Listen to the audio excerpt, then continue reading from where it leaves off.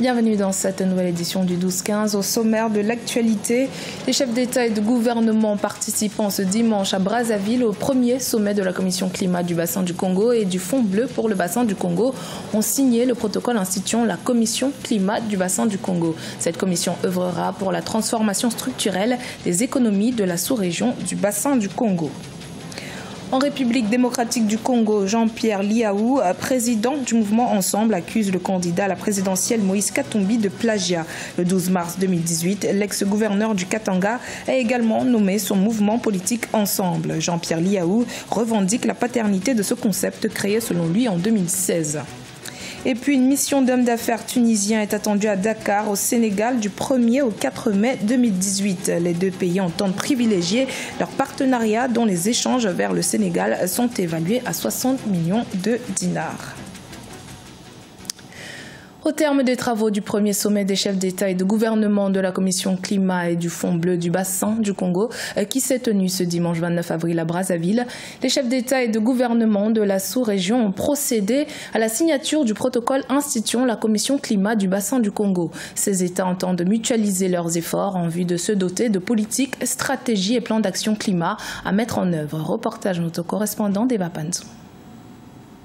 7 chefs d'États africains, parmi lesquels le roi Mohamed VI, Joao Lourenço, Faustin Archange Touadéra, Denis Sassou Nguesso, Ali Bongo, Théodoro Obiangema et Paul Kagame, ainsi que Moussa Mahamat Faki, président de la Commission de l'Union africaine, ont signé le protocole instituant la Commission climat du bassin du Congo. Objectif, mutualiser les efforts afin de renforcer la lutte contre les changements climatiques. Et le plus important aujourd'hui est sans doute d'associer le nécessaire développement de notre continent à un éveil des consciences écologiques.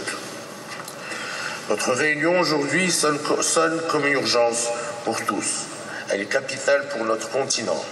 Elle l'est également pour l'humanité tout entière, car elle est l'expression d'une prise de conscience collective des effets dévastateurs du réchauffement climatique pour la planète. Par ce protocole, les chefs d'État se sont aussi engagés à doter la Commission climat du bassin du Congo d'un budget afin de lui permettre d'accomplir ses missions. Pour certains acteurs du développement durable, l'initiative conjointe menée par les chefs d'État en vue d'accélérer l'opérationnalisation du Fonds bleu est une avancée notoire. L'Afrique subit les contre-coups de l'effet de serre alors qu'elle n'est polluante qu'à 4%.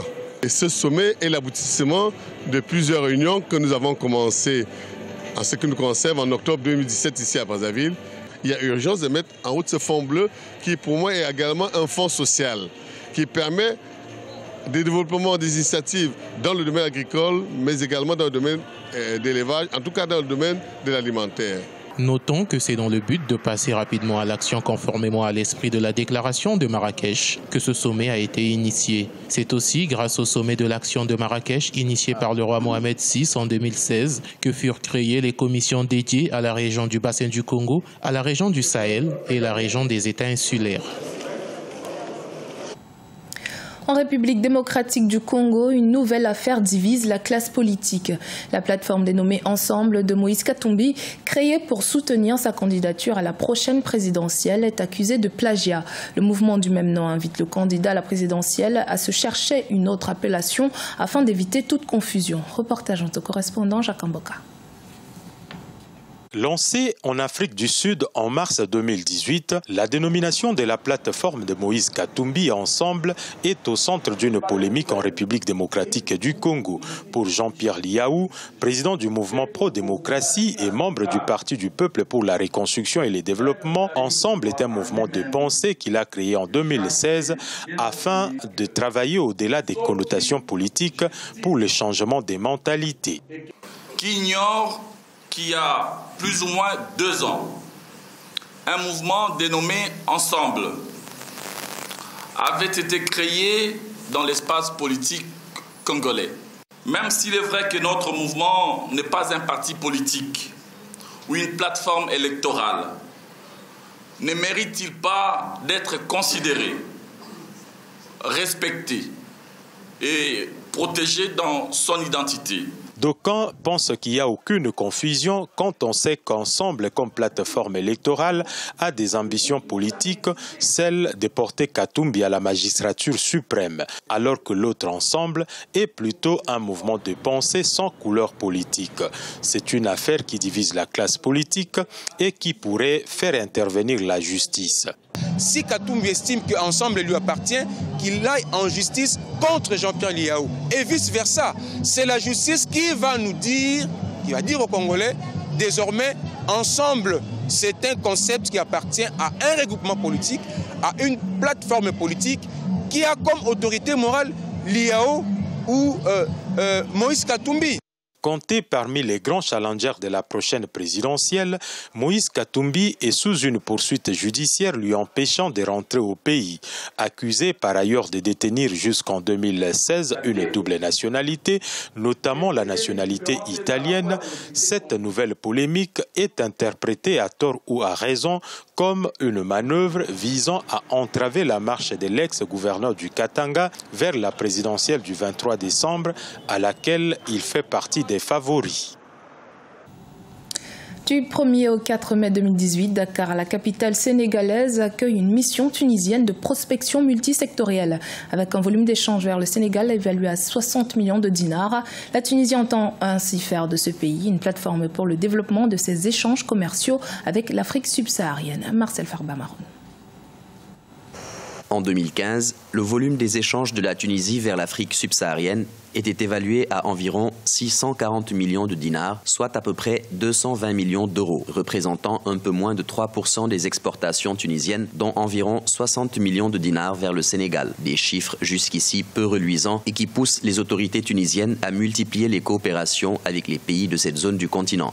Ce marché-là, il est resté à l'état des matières premières principalement. Les produits finis, semi-finis vers le Sénégal comprennent les produits agroalimentaires, les produits électriques et les matériaux de construction. On voudrait bâtir et construire sur ça pour évoluer un peu plus et faire du Sénégal éventuellement une plateforme pour la distribution et pourquoi pas la production de certains produits. Dans un tel contexte, Dakar, la capitale sénégalaise, va abriter du 1er au 4 mai 2018 une mission tunisienne de prospection multisectorielle, présidée par Slim Feriani, ministre tunisien de l'Industrie et des petites et moyennes entreprises. Cette mission est organisée conjointement par la Tunisia Africa Business Council et la Chambre tuniso-sénégalaise de commerce et d'industrie. La délégation tunisienne sera composée d'une quarantaine de chefs d'entreprise représentant différents secteurs d'activité comme ceux de l'industrie, de l'agroalimentaire, de la santé, des BTP, ainsi que des technologies de l'information et de la communication, entre autres.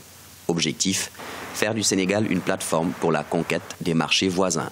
Nous voulons également écouter nos amis sénégalais de tous les secteurs, du secteur économique, également nos amis sénégalais du côté politique, parce que nous pensons sérieusement et réellement que nous sommes complémentaires en tant que pays africain, mais en tant que pays ami Tunisie-Sénégal, nous sommes complémentaires sur plusieurs niveaux. Ça va de soi qu'il faut penser à une stratégie dans les années qui viennent pour accentuer nos relations sur tous les niveaux.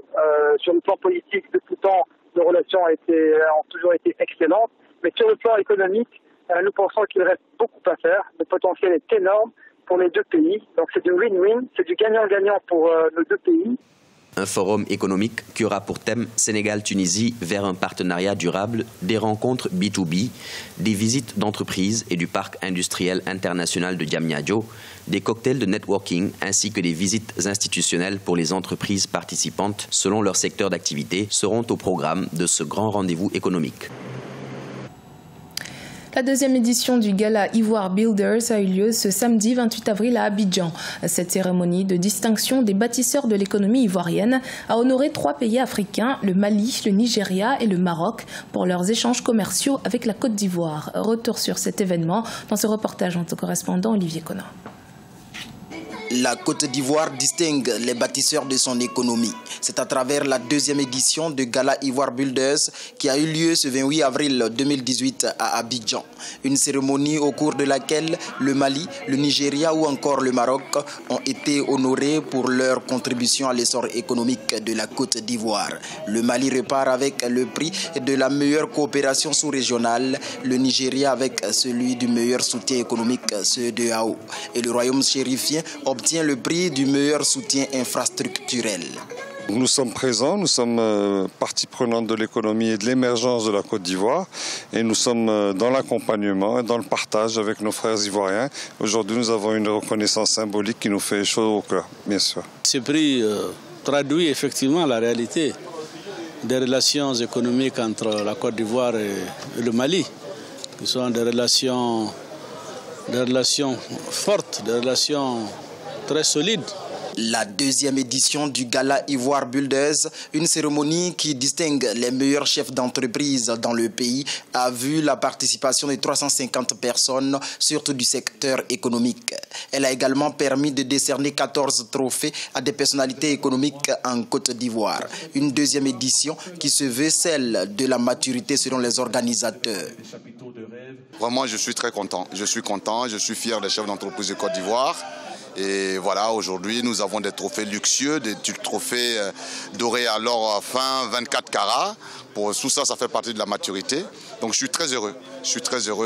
Ça se termine bien, je suis fier, je suis content. Outre la valorisation du commerce intra-africain, le Gala Ivoire Builders 2018 a su également reconnaître le mérite d'une dizaine de chefs d'entreprise locales grâce à des prix comme ceux du meilleur dynamisme professionnel masculin et féminin. L'édition 3 d'Ivoire Builders est prévue pour février ou avril 2019.